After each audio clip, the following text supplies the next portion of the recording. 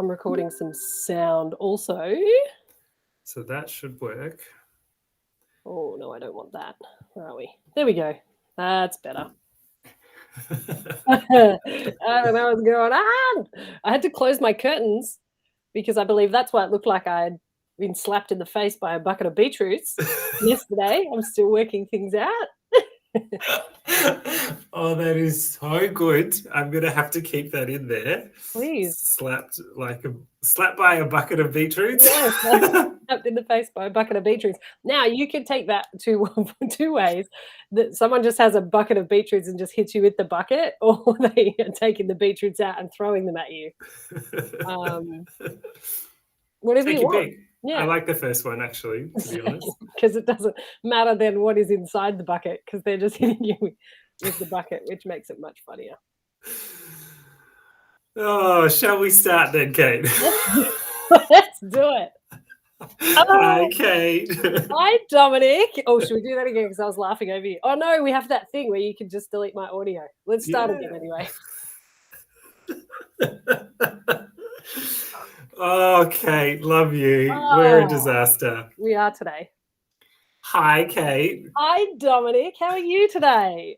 I'm great. You're looking lovely today. Oh, thank you. I just had a shower. I had to. It's still really hot here. I know last episode I said it was hot, but Dom and I are recording these just consecutively over a couple of days, so the weather doesn't change too much. Hopefully when we're listening to this episode when it's released, it won't be quite as muggy because, again, last ep I went through how much I dislike the humidity. Yes, and I just want to confirm for our listeners, on a scale of 1 to 10, how sweaty are your butt cheeks? I love that. Mine are a 0 currently because I just had a shower. But that doesn't mean that 10, 20 seconds from now, they won't be at a 10. If there was there's a Richter scale, there's what's the Vegeta scale? Yeah, the Vegeta scale, the Beaufort scale, the arse cheek sweat scale. Oh, goodness me. Oh, the Melbourne weather scale. Yeah. Well, thanks for coming today. I've got quite an episode for us all. I thought it might be weird if I didn't turn up. Well, I have a feeling that this might be one of those episodes where people probably won't listen to it because of the title. Okay. I think people are more inclined to listen to it. It's that morbid thing of, I want to hear about it or I want to watch that video. It says, viewer discretion advised. I'm going to click on it anyway. I think it's going to be the same vein. Exactly. Which is why I think we'll call this episode Creepy Crawlies. Brilliant. I love it and hate it all at the same time at the same level. We want you to feel sick and laugh at the exact same time. Perfect. Yeah, so like I was saying, I've done lots of different types of stories. I've gone down the blood and guts route. I've gone down the mysteries route. And now I thought I'd bring it back to maybe something a little bit more scientific. I've been very inspired by your stories, Kate. So thank you. I too have been inspired by your stories, and I am putting together my dossier on how to, do the perfect murder. That could be cool. And so far, it just has a really pretty title page. Perfect murder with lots of squiggles, and I use some metallic pens. I went to Officeworks, so that's the start of it. But that doesn't mean that I can't add more things. She's already incriminating herself. I love it. Well, I thought I would go down a different route this week, and I've decided to do, like I said, something on creepy crawlies, bugs, because it's pretty much one of the top fears in the world, right? It has to be. Yeah. And how could we not do a show called Shitting Bricks and not talk about bugs? Yeah. So there's so many different ways that I could have approached this particular topic, but I decided let's just keep it simple to start with, and then I'm sure we might even do another episode sometime in the future. I think so. Yeah, so we're going to do the basics of creepy crawlies this episode. We could even, I'm just going to go on a limb and say we can call this Creepy Crawlies Part 1, because it's kind of got that same vibe as Weather, where there's so many elements, we just don't have enough time to talk about them in one episode. Are you thinking the same thing? Okay, I'll commit to that. I will call this Creepy Crawlies Part 1. Brilliant. And we will definitely have to do a number 2, because I think a lot of our listeners are going to have stories to send as well. So please, if you have a creepy crawly story, we would love to hear it. And it may just actually get featured in our part 2 episode. So I just really enjoy that you just said we'd have to do a number 2. And this is called Shitting Bricks. Yes, please. We should always have a number 2. That's what we should call them. Number 2s, not part 2s. That makes so much sense. Oh, God. It's a marketing plan coming together as we record. Yeah, you should be paying us to listen to these episodes. You are all getting a masterclass in what not to do, and then discovery of what you should be doing, all in one. Oh, God. A masterclass in so many things of what not to do. Yes, exactly. Now, I know that creepy crawlies, it's quite like a visual thing as well. Mm-hmm. Don't fret, everyone at home. I will be sharing photos of every single bug that I reference today. Great. I will be sharing photos with Kate live. It will be on the screen, so obviously you can go watch the YouTube version of this episode if you prefer. Perfect. But do not fret. You will get to see pictures for each of the bugs that I referenced today. So do not worry. Or do worry. Okay, yeah. Frightening you. I can already imagine people sitting at home scratching themselves going, oh my God, there's something in my hair. Definitely. That's going to happen to me for sure. I have a real visceral sense when it comes to creepy crawlies. So I'm looking forward to hearing what you talk about.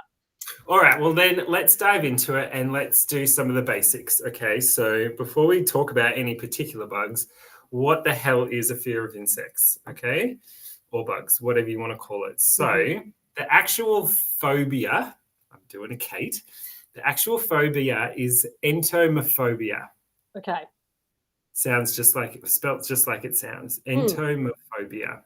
Sometimes known more colloquially as insectophobia, which is not a real word, or it is a word, but it's not the correct phobia. It's like the slang, like scientist slang. Exactly. Cool.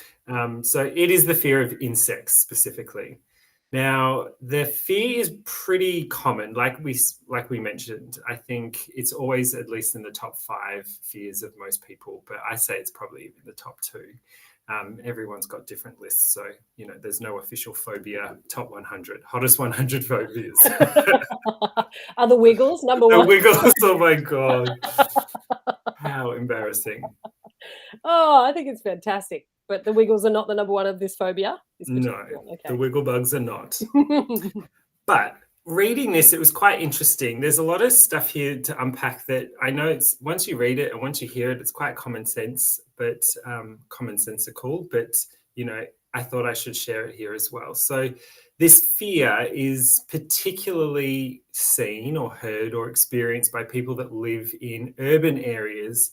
So where they come into contact with bugs, it's relatively infrequent because of the lack of interaction, right? Yeah. With nature. If you lived in the bush, you're always going to see bugs. You live with bugs, you know all about it. But if you're living in a high-rise apartment, it's pretty rare for you to come across bugs in your day-to-day life. So, of course, people with entomophobia, it's more concentrated in urban areas, right? Yep. That makes sense. I like it.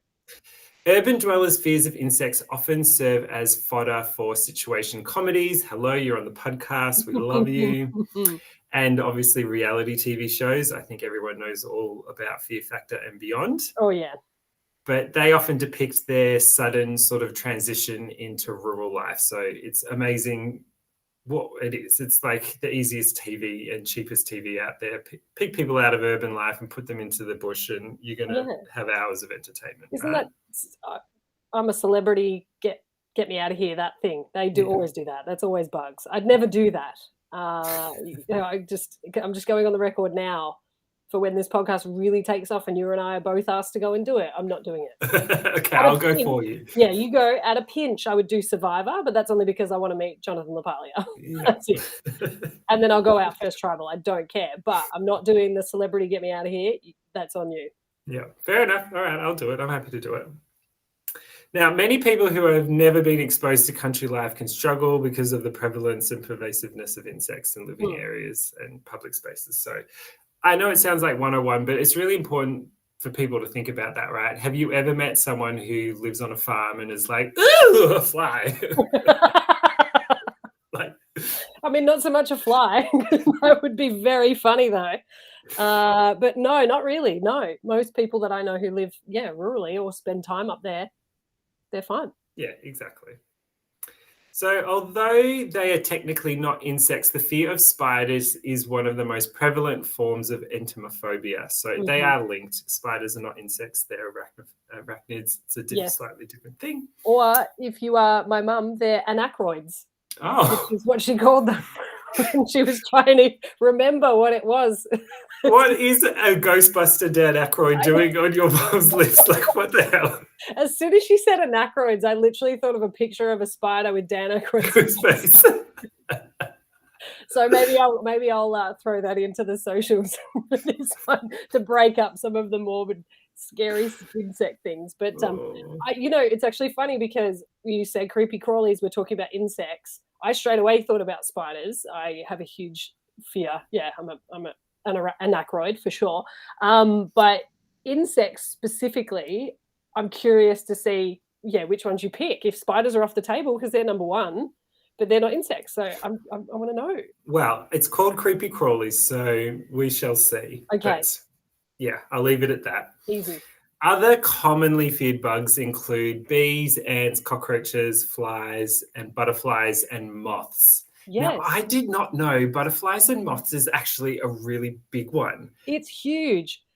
It's huge. And do you know my friend Blake, who is a huge listener of our podcast, he's like, he's equal number one fan, I'd have to say. But he has said to me multiple times he has a serious fear of moths. And he keeps asking, when are you going to do an episode about moths? Are you going to do that? So it's fantastic that you brought that up. I wasn't sure where you were going to go, but yeah, he's petrified. I've been in the room with him when there's a moth. And it's like I'm not even no joke. It's no joke. He is petrified of them. And it's, same reaction as I'd have with a spider, he has with a moth. But I would never have thought that was so common. And butterflies as well. Moths, I get it. They're grey and dark and leave dust particles and whatnot. Butterflies are like pretty and soft. But I don't know. And moths can be too. Some moths are very beautiful too. Often people mistake some moths as butterflies just because of the way that they look. But cute outfits on. Shout out to Blake. It is actually the reason why I did this topic, because Blake was one of the first people to ever rate and review our podcast. So I don't know if this is a gift or a curse, Blake, but you asked for it. I'm delivering. So be ready. Now, many people just have a general fear of bugs. I think they react in panic to any sort of insect related to a creature that crosses their path. Like if you're afraid of moths, you're probably not a huge fan of other insects either. Like they're pretty generalized, right? Yeah. So there's actual different fears that are assigned to entomophobia. So people, it's not just the bug itself, but it's situational. What is it about the bug that actually makes them really afraid? And a few people have done some really interesting studies, and I'm just going to go through some of the specific fears people have in relation to these bugs. I love it. So the first one is a fear of contamination. Mm-hmm. In many cases, people with entomophobia are afraid of becoming contaminated by insects. Many bugs, such as cockroaches and flies, can carry disease. Mm-hmm. In addition, disgust reactions can contribute to feelings of anxiety. Like if they disgust you and upset you, you obviously feel more anxious. And a variety of research has shown that we react more strongly to creatures that we find disgusting than we do to animals that may be more inherently dangerous. Like hippopotamus is fucking scary as shit and more dangerous than a fly, which you probably don't even know lands on you a million times, or you probably swallow a spider, every 3 whatever. But you see hippopotamus and you're like, oh, you want to give it a cuddle and it's so scoochy and cute. I want to give it some watermelon. Now, perhaps this is an evolutionary response to our ancestors' misunderstandings of disease prevention. Okay. It's their fault. Right? Yeah. Back in the day, we probably didn't think much about bugs and stuff like that. We just got used to it and we never thought that they were deadly. Something with big, sharp teeth should stay away from, right? Sure, yeah. But a little bug, maybe not so much. But as soon as we started to realize that bugs could hurt us or kill us. Or disease infect us. That's grammatically correct. You're welcome. Yes, exactly. So interesting. Fear of contamination. Fear of being bitten. It's pretty straightforward. Yeah. But some people worry that they will be bitten by an insect. Specific worries run the gamut from the fear of pain to the fear of illness, and legitimate allergic reactions, particularly to bee stings and fire ant bites, do exist, as do legitimately venomous insects. But by and large, the fear of being bitten by common insects such as houseflies, cockroaches, and the like are not realistically warranted. You'll be fine. Yeah. The vast majority of insect bites or stings cause little more than an annoyance, and most fears of being bitten are way out of proportion to the risks. Yeah. Yeah. Say that to an Australian. Oh, your fear of that brown snake is way out of proportion. Your fear of that sea urchin that if you step on it, hits your pain at like a 12 on the Beaufort scale or whatever scale you want to do. It's intense. Okay, cool. Thanks, scientists. Yeah.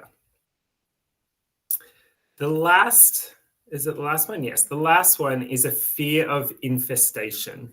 Yeah, and like just in the body? The word just says it all. Yeah. Right?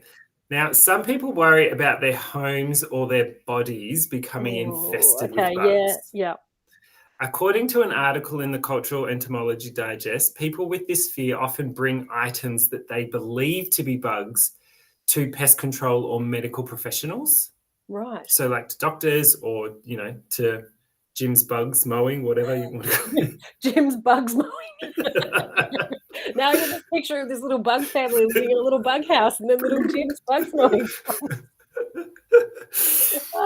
Great. But yeah, people with this fear, it can take over so much that they will bring in what they think are bugs, these specimens that are often just gathered around the house, but they end up just being bits of lint, scabs, dust, anything rather than actual bugs. Can I just say, if you were going to go to an entomologist, or if you're going to a doctor, if you're going to a specialist, wouldn't you like double check with someone that what you're taking is an actual bug? Like knock on your neighbor's door, say, Sally, is this something that's going to kill me? And she'd be like, no, it's lint from your belly button dump. Yeah. Like go back inside, you're going to be fine. Would you not be 100% that it's a bug? Or is it just that fear that clouds people's judgment? Yeah, I think it is. I mean, we sit here and we laugh, but phobias are real. Like it is irrational, and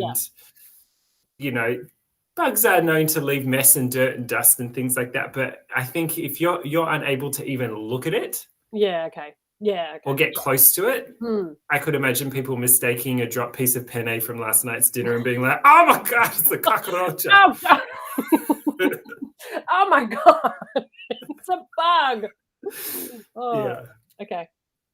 Now, in this article, researcher Philip Weinstein points out that the infestation fears may be indicative of delusional thoughts rather than a simple phobia. Great. It is up to the treatment provider to carefully analyze the client's thoughts and behaviors in order to accurately diagnose and treat the issue. The fear of insects is relatively common, but does not need to take over our life. The fear responds well to a variety of short-term behavioral treatment methods. With a bit of hard work, you can actually beat the most stubborn entomophobia. Okay. Well, there you go, light at the end of the tunnel. Yeah. Now, I don't think they're suggesting that, you'll be fine with 100 spiders crawling all over your body by the end of the week. Oh, that made me feel a little bit sick. Okay. I want to opt out of that therapy, please. Yeah. But I think there's a difference between having, the inability to walk into a room versus, okay, I know it's there, it's fine, someone can get rid of it, I'll be able to go to sleep. Stress. Yeah. Okay, so now that we have a bit of backstory and understanding about the different types of fears that are associated with entomophobia, I'm not going to share any specific stories about, a horror story related to bugs. I will save that for part 2. So today we are just going to go through a very biased top 10 creepiest bugs of all time. Excellent. Now, has this been curated by you? Is No. this your choice? It's well, a little bit. Okay. There are many lists out there. Again, Right. there's no, And I hottest guess 100 of creepiest bugs. I am just I feel like combining. it would be dependent on what people's fears of those bugs are too. So yeah, it's different if you're worried about infestation versus if you're worried about the pain of it biting you. Absolutely. So I like it. I'm here for whatever list you've got, but I kind of wish if I was going to curate my list, it would be spiders, really closely followed by spiders, Big and spiders. then third to seventh is probably third to seventh is going to be spiders, and then the last three are probably going to be like a scorpion, but I don't think that's an insect. My list would be heavily weighted toward the spider. Spiders, right? Yeah, it is totally biased, so subjective. But Correct. I think there's some on this list that I'd never heard of before. Some of them freak me out, some of them don't. But I think this is a pretty good, even, fair spread of insects and them being really, really creepy. But if you have one that is not on this list, please send it on through if you dare. And we can also have a look at it maybe for number 2, for Exactly. Creepy Crawlies number 2. Now, in no particular order. Great.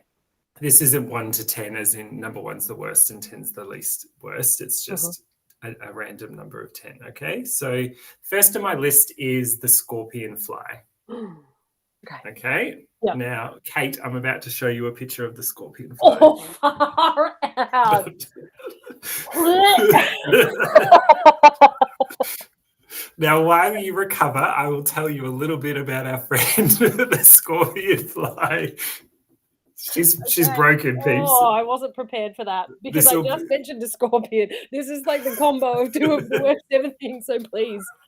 Oh, gross. This is like the last episode we'll ever do. She's retiring after this.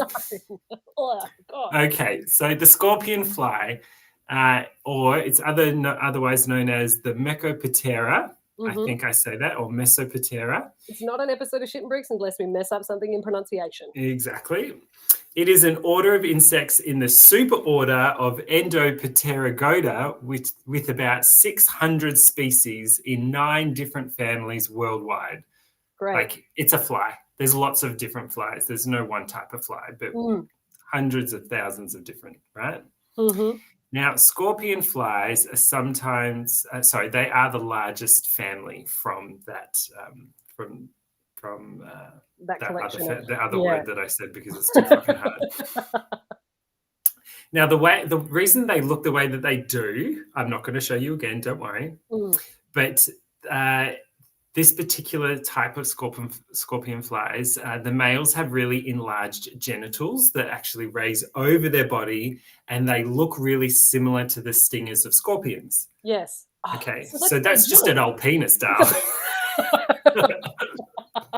What's more scary, a giant stinger or a penis that flips on over its head? Mate, I'll tell you what. It depends on how many champagnes I've had. Some pretty ugly looking penises out there.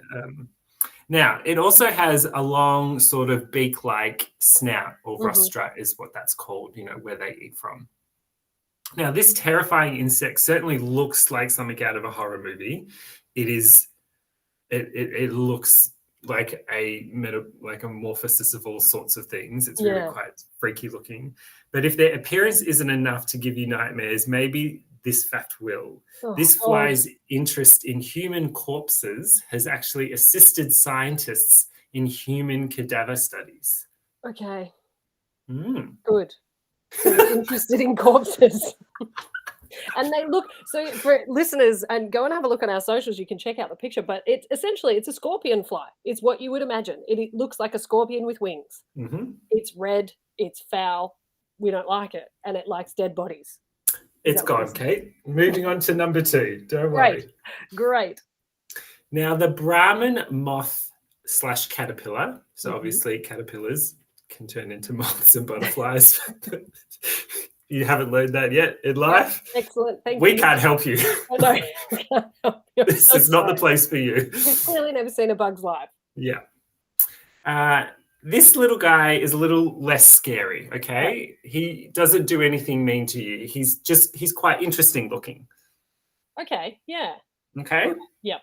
Now, this particular caterpillar resembles something really altogether alien, obviously looking at the look of it. Yes. They're black tentacle-like spindles. They reach up from their abdomen and they serve as likely very effective defense mechanisms. So it's a bit of a like, oh, look at me, I'm a bit scary. I got shit hanging off my body, stay away. Yeah, okay, yeah. And I read somewhere that they are the type of caterpillar that Tim Burton would probably imagine in one of his movies, right? Absolutely, yeah. Looking at the picture, that is the best description. Just think a caterpillar, but Tim Burton's flair, that's what you've got. Edward Scissorhandsy, right? Yeah, definitely. A Nightmare in the Nightmare Before Christmas or whatever it was. Is that exactly? Yeah. Now, they're actually not harmful to us in any way. Like most caterpillars, they just eat and hang about until they, transform into really beautiful moths. That sounds like a good deal. Yeah. And the moths themselves are quite beautiful. They have these very intricate black and gold and orange sort of detailed wings, and they're all beautiful line work. They're stunning moths. Yeah. And I'm sorry, Blake, but they are. I know you won't ever look at it, but if you were going to get attacked by a moth, this is one gorgeous moth to get attacked by. Okay. So I think this particular, the Brahman moth caterpillar, it's all about the looks and not actually about anything that it can do to hurt you. Great. All right. That wasn't too scary, was it? It wasn't so bad. No, that one's okay. I think my fears lie in specific detail, which I'm discovering more about. But this is good. I'm okay with that one. I'm not going to show you a photo of the next one, Kate. Okay. Out of respect. Great. Because it is the camel spider. Oh, okay. Yeah, good one. Okay. Oh, I won't show you the photo. But I kind of want to see it. I kind of want to see it. Do you have a picture there? Yes. Oh, God, my feet, guys, just haven't seen the photo yet, but my feet are literally like my toes are curling. But I want to see it. I do want to see it. I'll be really quick, okay? That's fine. I want to see it. Oh, God, that's so fucked. Okay. Oh, they're now, so fucked. I hate spiders so much. I'm so sorry, spiders, but I just hate you. Okay. Now, I don't know how to say the word. Camel spider is sort of like their more easy to pronounce name, but they're also they're known by a lot of other different names. And I'm going to try and say this one. It's solfugae or solifugae, Fugae. I don't know how to say that last bit. Anyway, it's one of their names. It is obviously a spider. They're also known as wind scorpions, sun spiders, or solifuges. So anyway. See, again, the scorpion angle, okay. Yeah. Now, the order includes more than 1,000 described species in about 153 genera. So again, people think that there's just one version of these things. There's just multiple different versions, right? And Australia probably has half of them. True. They're just spread out among the other countries, just one here and there, and we get the rest. Now, despite the name Kate,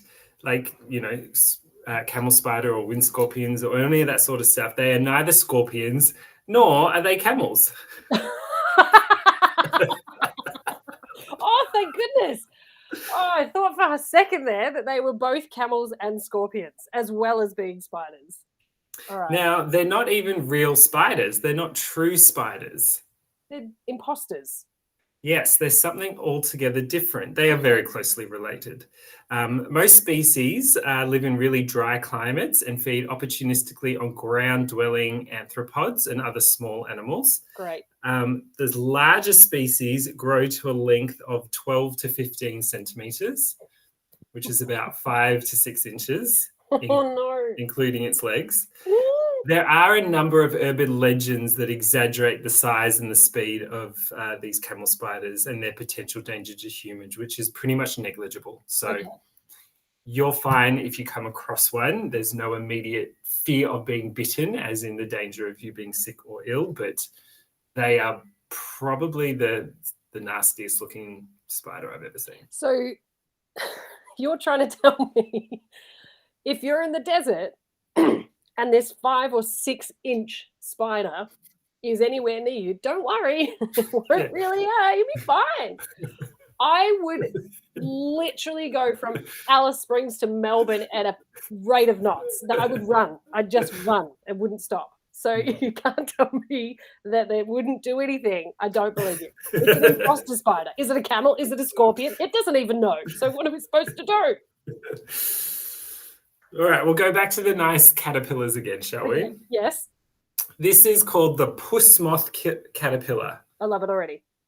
Now, the larvae of the Puss Moth caterpillar is said to resemble a Persian cat. It's like this really beautiful, fluffy, white-looking cream thing. Awesome. Contributing to the puss in the name.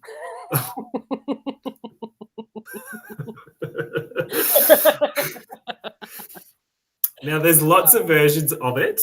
This is what it looks like before it has its furs and things. Looks like a Muppet. Yeah, it looks like a little Muppet. It's kind of cute. It's not that bad. Yeah. Now, if the off-putting appearance of this insect were not enough, it also happens to be one of the most toxic caterpillars in North America. Okay. All right. Excellent. We're safe. North America. But it's tricking you because I don't think it looks that scary. Some people might. But now it's tricking you because it's actually really, okay, good. Mm-hmm. This is why bugs are sneaky. I don't like them because they can look pretty and they're the ones that probably the worst. Whereas the camel spider, which isn't harmful at all, looks like something straight out of your nightmares. Yeah. That's it. Now back to the puss moth. Puss moth. The caterpillar is regarded as a dangerous insect because of its venomous spines. Exposure to the caterpillar's fur-like spines leads to an immediate skin irritation characterized by a grid-like eruption with severe radiating pain.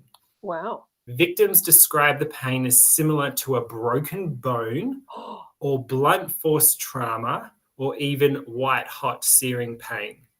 Wow.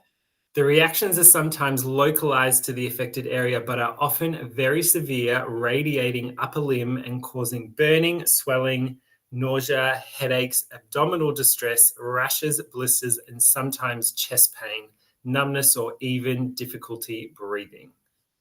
So this little caterpillar will cause you to just lie down on the ground. You can't breathe. It's white hot pain. Just your arms, you feel like they're going to fall off. You can't breathe. You've shit yourself. Like, what is this caterpillar? What is its deal? Why does it do that? Stay away from the puss moth. Okay.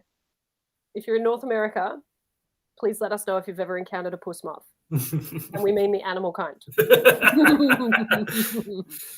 Okay, one that I have to do. I'm sorry, Kate. And again, I don't have to show you the photo. That's right. I kind of like this. It's like that. We talked about like theme park rides and eustress and feeling stressed but excited. I'm kind of like that, and then I regret it, but it's fine.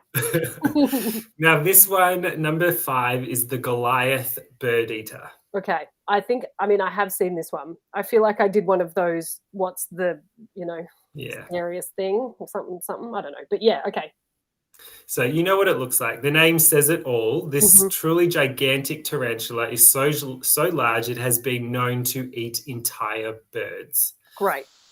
These rainforest inhabitants can have a leg span of up to 11 inches, a lifespan of up to 25 years, and they will bite humans if they are threatened.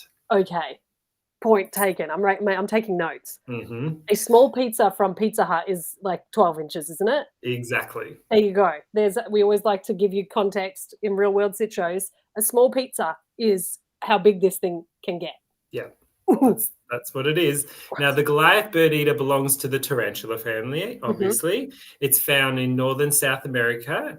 It is the largest spider in the world by mass because it weighs 170 grams. Okay. But it is second to the giant huntsman spider by leg span. Right.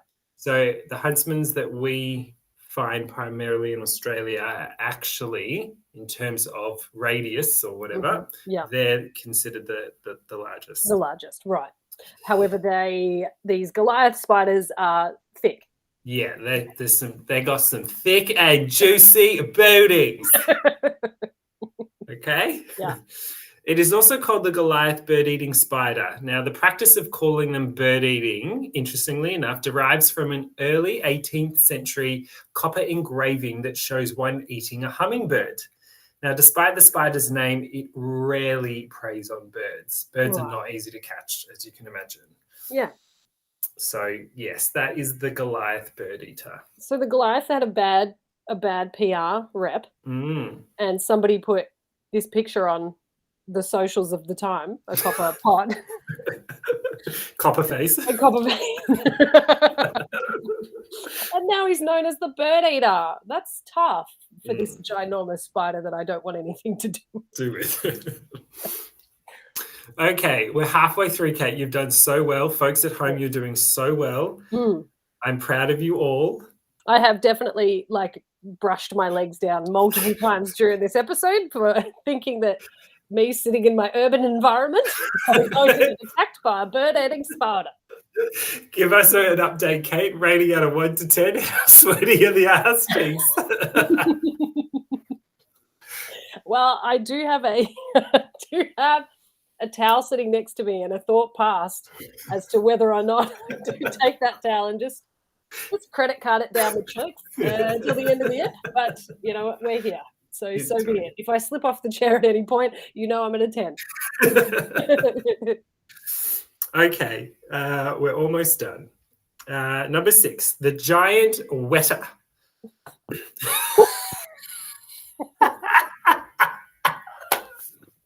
I definitely just took a sip of water, but I really choked on the giant Weta. That sounds like a high school nickname. Would you like to see a photo of the giant Weta? I do. I really do. Okay. Yeah. It's got a cricket vibe to it. Yeah. Now, resembling a large cricket, the giant Weta species are among the largest and heaviest insects in the world. The name Weta comes from the Maori word Wetapunga, meaning God of ugly things. Which now makes a hell of a lot of sense when someone has called me a Weta. That has happened. I mean, I will hunt them down because that is not called for you especially, but that is a great one. I like that. Now, giant Weta are endemic to New Zealand, if you didn't make the connection, and all but one species are protected by law because they are considered at risk of extinction. Okay. Now, large species can be up to 10 centimetres or 4 inches, not inclusive of legs and antennae. So that's just their body. Just the body. Damn. With a body mass usually no more than about 35 grams. So they look quite big, but they're very light. Okay. Considering their size. They're not dangerous to us really at all, but they are some really big beast looking like things that they often just stick to themselves. And it's quite interesting. I think in this situation, I'd say this humans are probably the pests here and not the giant Wetas. Yeah, it sounds like that, especially if they're now protected. I can imagine that they're protecting them so that they're not extinct, but also, I'm sure they have environmental benefits. Obviously, everything in the ecosystem and the food chain have their benefits. So I think I remember a story. There's one of my colleagues is from New Zealand, and she was telling me about, the woodshed. It's quite a popular spot for these creatures. I would definitely... I just have out of body experiences. So I don't know how I get from point A to point B. And that's what would happen if I encountered these creatures in the real world. I just all of a sudden am in my car and at the servo. I don't know how I got there. What has happened? The last thing I recall is seeing a Weta. Now I am. Wetting my pants down the road. Left a trail of piss. Oh, wouldn't be the first time. All right, number 7, the assassin bug. Okay. All right. Oh, yeah, okay. He's got a bit of a spider vibe. I don't love that. Now, the spiny appearance can be intimidating and for pretty good reason. Assassin bugs, though safe to observe, should not be handled as their bites are said to be quite painful. Okay. Assassin bugs are wonderful and beneficial insects to have in your garden. They will hunt down and eat many of the harmful bugs, which reduces the need for manual or chemical pest control. There are over 7,000 within the Weta family and range in size and color. So we all see assassin bugs very, very Commonly, yeah. Almost every single day. And that's just one version that I showed you. That's probably the scariest looking one, but you would see them in your garden all the time. And imagine doing the ancestry.com on that. Take you the rest of your life. 7,000, gosh. It's a lot. I mean, our family's at least 4,000. So add another 3,000. It's too hard. All right, number 8, the Titan beetle. Okay. Now, this huge beetle can grow up to 6.5 inches in length and has mandibles that can snap a pencil in half. Okay. Right. And another terrifying inhabitant of the rainforest, they have also been known to attack humans when threatened. The adults defend themselves by hissing and warning and biting and have very sharp spines as well as strong jaws. I mean, they can snap a pencil. Yes. Now, don't worry, they primarily feed on wood. And I think this is another case of just like the bigger they are, the scarier they are. Yeah. But they do fly, and they are quite huge. See, the flying thing just got me. I had definitely the hairs on the back of the neck went up when you described them flying. They're mobile. I don't want them to be mobile like that. I don't want a 6-inch bug with fangs that can snap a pencil coming after me and hissing. Could you just... Ow! Get out of here! Snap, snap, snap. No, forget it. Yeah. Now, number 9 is probably the one that freaks me out the most, and I just can't. Okay, if you but can't, I have to. That's gross. Okay, so the giant centipede. Okay. Also known as the Peruvian giant yellow leg centipede or Amazonian giant centipede, is a centipede in the genus Scolopendra. I don't want it anywhere near my genus. Yeah. For sure. Oh, they've got it. Oh, yeah, okay. Yep. It is the largest centipede in the world with a length exceeding 30 centimeters. Oh. That's a wine bottle for those that listened to our last episode. So if you stacked 1,000 giant centipedes on top of each other, you'd get exactly 100 feet. Slam dunk. Thank you very much. Oh, that's it. Sign off. We're done. Thanks for joining us on our podcast. Now, they are widely known as extremely aggressive. Good. It is found in good. I'm so glad that they're so aggressive and they look the way they do. Yeah. Oh, yeah. Okay, my legs are doing that thing again. I can't. Okay. It is found in various places throughout South America. You know, everyone gives Australia a shit-ass time for our bugs and stuff. Like, I think South America could rival us for, the worst place to be in terms of bugs. Yeah. And the extreme south of the Caribbean, where it preys on a wide variety of animals, including other sizable arthropods, amphibians, mammals, and reptiles. This thing eats everything. How does it eat them? Kate, your face then when you asked that question. I'm really concerned that I've actually triggered you. You've broken me. No, I just don't know. Like that. Yeah. So they just eat like with little teeth, like. I think they're quite aggressive in their attacking behavior, and they're very poisonous as well. Okay. So they can go after things and immobilize them and poison them and just get them. Yeah. Great. That's really great. I'd love for someone, please go back and listen to this episode and count how many times I've just said great, because it's the only word I can think.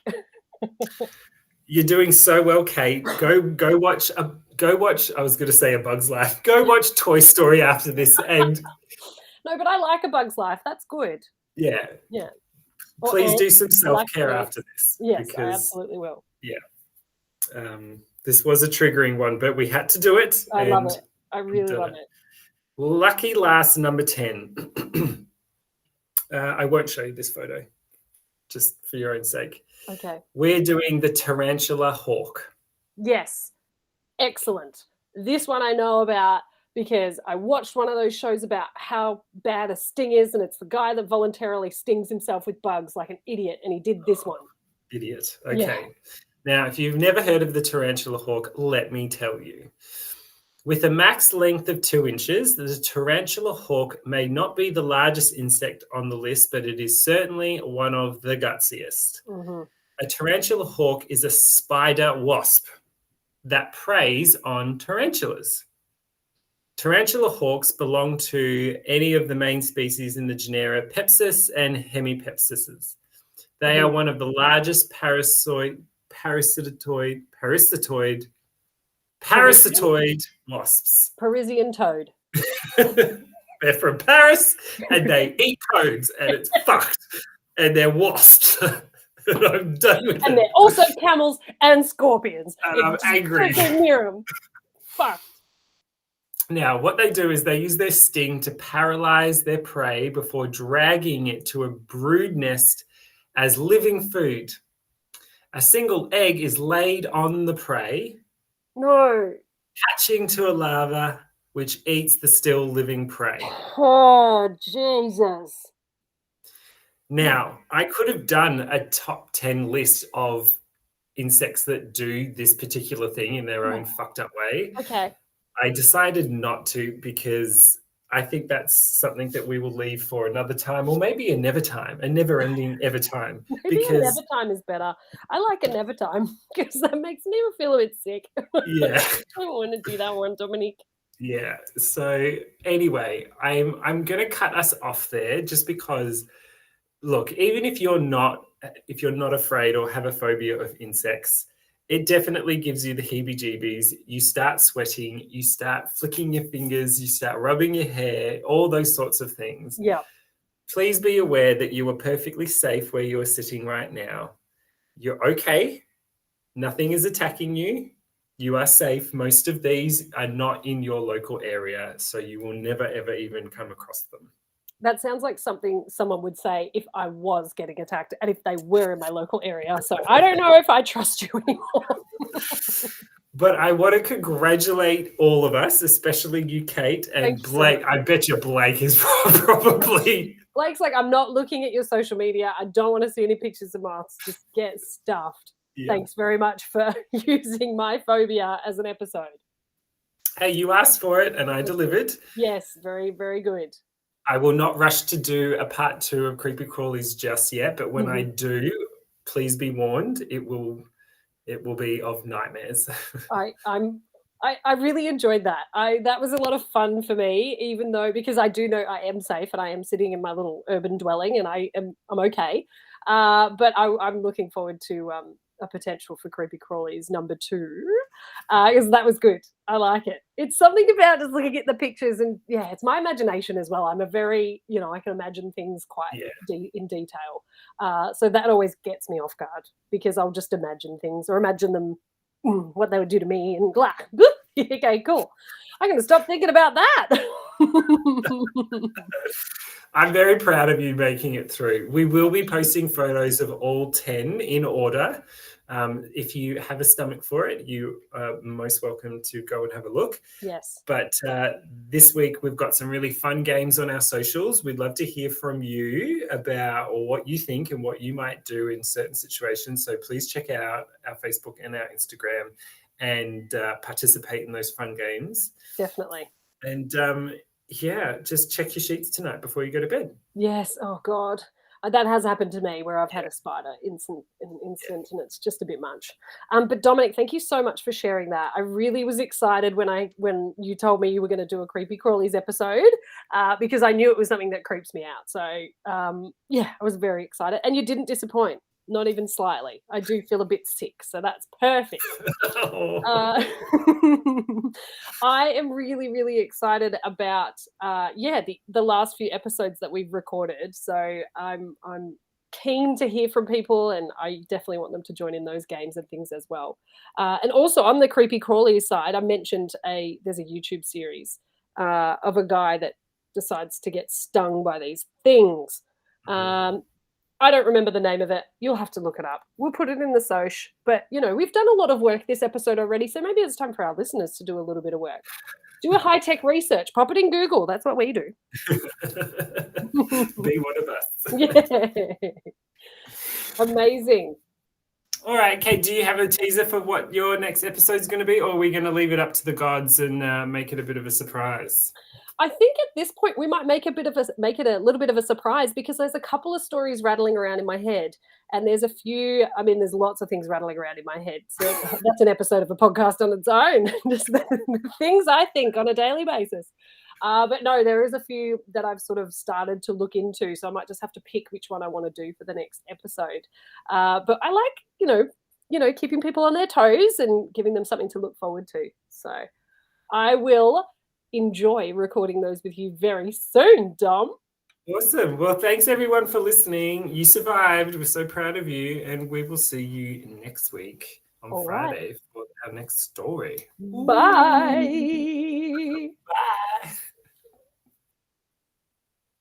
Bye. Are you okay?